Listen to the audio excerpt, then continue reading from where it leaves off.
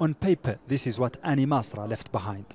But her sister has memories which are very much still alive. Annie was a healthy 40-year-old mother of 4 when she was diagnosed with cancer of the cervix. But for an entire year, 3 state hospitals in Durban failed to give her a single dose of medication. She was repeatedly told of long queues and of machines not working. On the 28th of March that she went back to Albert Lutuli, she was told there that, you know what, the cancer now has gone on to 4th stage. And it's like from that Friday after that day, she's just taken a bad fall until her passing. So, you know, it's total, I think, negligence on their part. Like Annie, a huge number of cancer patients now face death due to deteriorating public health system in the province of KwaZulu-Natal. We're experiencing a collapse in the health system. You know, we're talking about shortages of doctors and shortages of nurses, the collapsing infrastructure.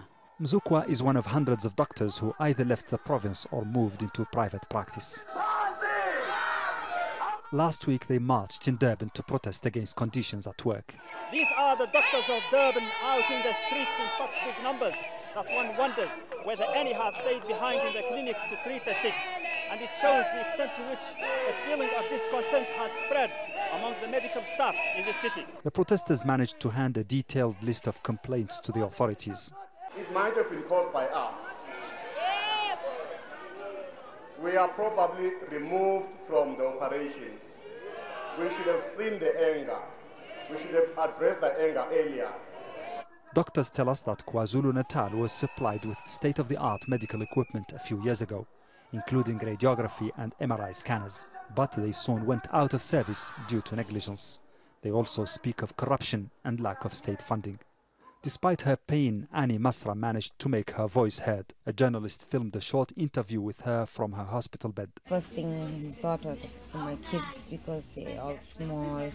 And the human rights activist took up her case. We had patients that were around her that managed to call us to say Annie does not have pain medication and she needs her pain medication.